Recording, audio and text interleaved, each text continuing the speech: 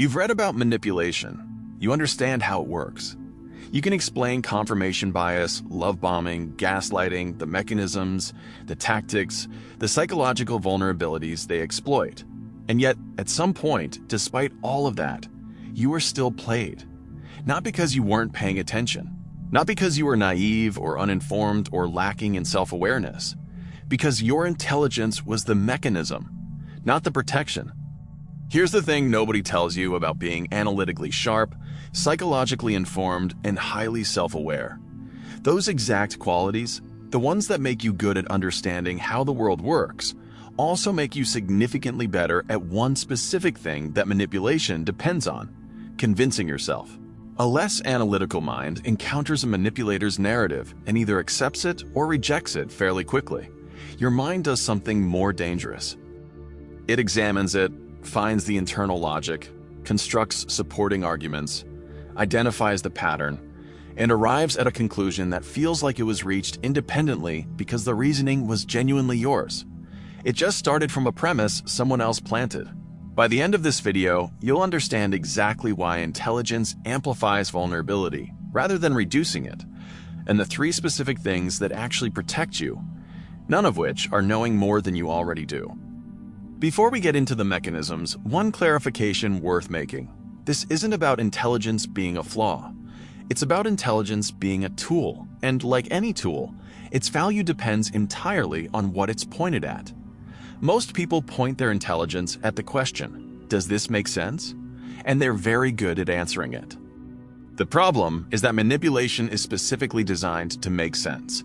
A skilled manipulator doesn't give you something obviously false. They give you something internally consistent, emotionally resonant, and just plausible enough that an analytical mind can find the logic in it. So the question, does this make sense, is almost useless as a defense. Because the answer, when you're being manipulated well, is almost always yes. The question that actually protects you is different. Who benefits from me believing this? That's a question most people, regardless of how intelligent they are, never think to ask.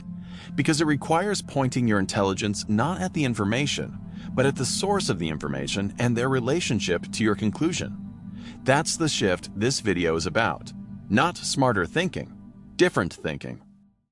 3 specific mechanisms, each one a place where cognitive ability actively increases vulnerability rather than reducing it. The first is the justification engine.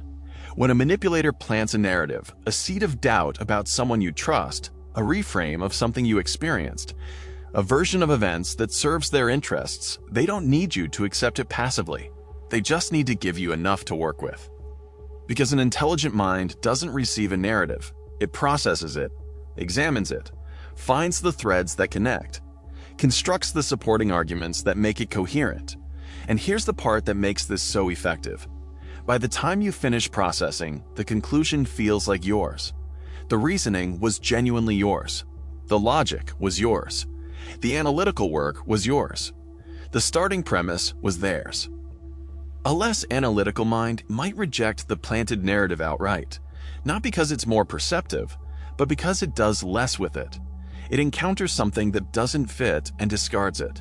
Your mind takes that same thing, finds the internal logic, and builds a structure around it that feels indistinguishable from independent thought. That's not a flaw in your intelligence. It's your intelligence working exactly as designed on material that was chosen specifically because it would work on someone like you. The second is pattern recognition becoming a liability. Intelligent people find patterns. It's one of the most valuable cognitive skills a human being can have. The ability to identify structure in apparent chaos, to see the thread connecting apparently unrelated events. Skilled manipulators understand this. So they don't present chaos. They present a coherent, internally consistent narrative, one with a recognizable structure, a clear logic, a pattern that an analytical mind will find and, having found it, trust. Because that's what pattern recognition does. It finds the pattern and treats the pattern as information. What it doesn't automatically do is ask whether the pattern was constructed. Whether someone who understood how your mind works put it there specifically because they knew you'd find it. The more sophisticated your pattern recognition, the more convincing a sophisticated false pattern becomes. A crude manipulation won't work on you. A carefully constructed one that accounts for your intelligence and builds accordingly, is more convincing to you than it would be to someone who wasn't looking for patterns in the first place. The third is confidence in your own judgment. This one is the most straightforward and the most difficult to work around. The smarter someone is, or more precisely, the more experience they have of their own intelligence being reliable, the more confidence they develop in their own read of a situation. Which means when that read is being deliberately shaped, they're less likely to seek external verification. Why would you check with someone else when you've already figured it out yourself? Why would you slow down when the conclusion feels clear? Why would you question a judgment that feels, from the inside, like the product of careful, independent analysis? This is why manipulation works better on people with high confidence in their own perception. Not because they're arrogant, because their confidence is usually justified. Until it isn't. And by the time it isn't, they've already built a structure of reasoning around the manipulator's premise that makes the conclusion feel even more solidly theirs. This is the section that will be most uncomfortable for the specific audience this channel has built. Because if you've been watching this series, if you understand gaslighting, love bombing, confirmation bias, false memory, attachment styles, you carry a specific belief that most people don't. The belief that awareness protects you. It doesn't. And the gap between knowing that manipulation exists and being immune to it is not a gap that more knowledge closes. Here's why. Knowing about gaslighting doesn't prevent your nervous system from responding to someone systematically undermining your perception. Understanding love bombing intellectually doesn't stop the dopamine response to overwhelming attention and apparent connection. Being able to define confirmation bias doesn't mean your brain stops filtering for confirming evidence. It means you can explain why it's doing it while it does it. Knowledge operates at the level of the mind. Manipulation operates at the level of the nervous system. And those are not the same level. But there's a second, more specific way that self-awareness backfires. And this one is deliberate rather than structural. A psychologically informed person is specifically vulnerable to having their self-awareness weaponized against them. It sounds like this. You're so paranoid. You see manipulation everywhere. Not everything's gaslighting. Sometimes people just disagree. You've watched too many psychology videos. You're pathologizing a normal relationship. For someone without psychological knowledge, these lines land as simple dismissal. Easy to reject or easy to accept, but not particularly destabilizing. For someone who knows about confirmation bias, who knows that pattern recognition can misfire, who knows that they might be seeing manipulation where none exists, these lines are devastating. Because they're not wrong as a general principle. Psychologically informed people do sometimes misidentify normal conflict as manipulation. Self-awareness does sometimes tip into hypervigilance. Pattern recognition does sometimes find patterns that aren't there. All of that is true. And a skilled manipulator who understands your psychological literacy will use exactly that truth, that reasonable, accurate, self-aware acknowledgement of your own fallibility, to make you doubt the accurate perception you're having right now. Your self-awareness becomes the tool they use to dismantle your self-trust, which is, if you think about it, a genuinely sophisticated move. It takes a manipulator who understands not just psychology generally, but your specific relationship to psychology. Someone who knows, the vocabulary, and uses the vocabulary against you. The more psychologically informed you are, the more specifically targeted this attack can be. And the more convincing it is because it's built from truths you already hold about yourself. Now, let's see and examine what actually protects you. Not more knowledge. You've established that clearly enough by now. 3 specific practices. Each one targets a different mechanism from the sections we just covered. The first is deliberately slowing down the conclusion. Intelligence processes fast. That speed is usually an asset. You reach accurate conclusions faster than most people, with less information, and you're usually right. Manipulation exploits that speed.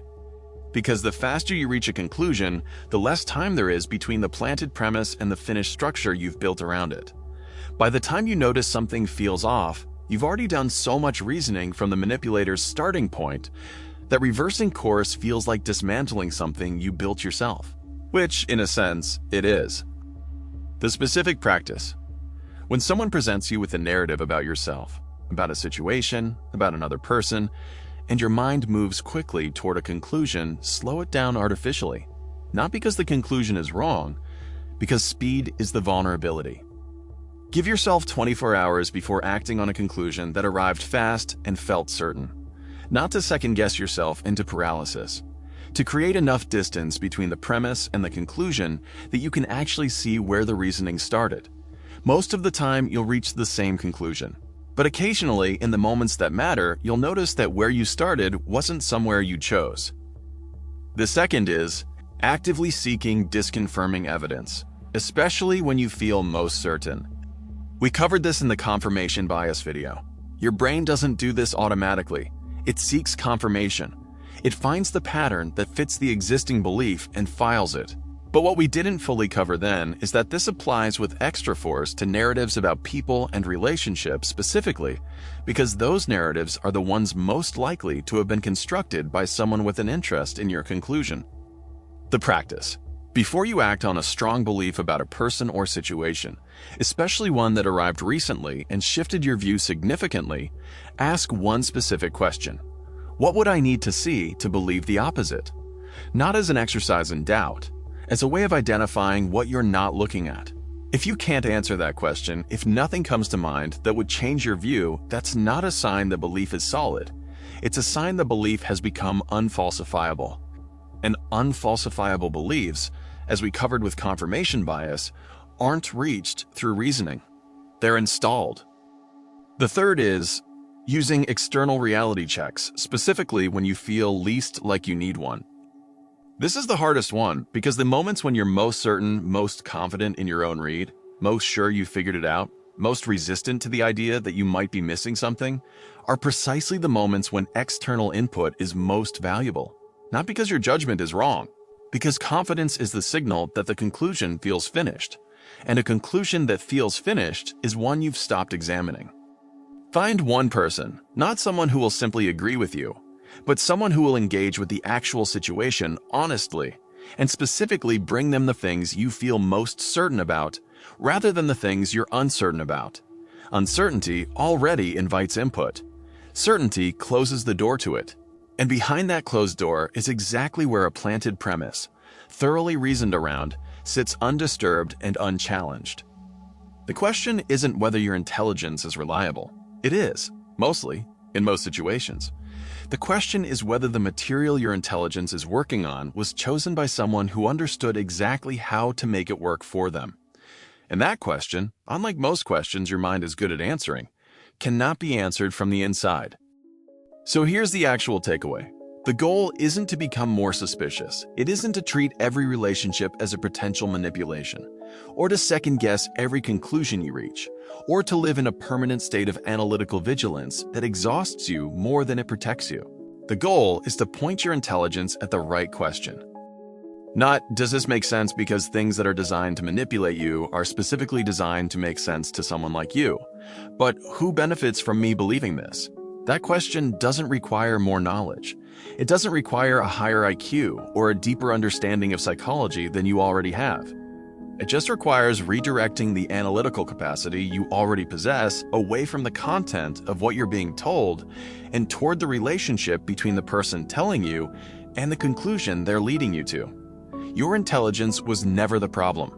It was rather where it was pointed toward. Drop one word in the comments that describes what this video shifted for you. Just one. I read every single one. Subscribe if you want to keep going, because next week we're looking at something most people would rather not examine too closely. The mistakes you keep making, not the ones from last year, the specific ones that keep returning, different situation, different people, different context, the same decision, the same outcome, the same moment afterward where you think, why did I do that again? There's a bias at the root of almost every repeated mistake. And the reason it's so hard to stop isn't that you haven't learned from experience. It's that your brain is specifically designed to treat what you've already invested as a reason to keep going, even when everything else is telling you to stop. Next week, the bias that makes you repeat the same mistakes forever. See you then.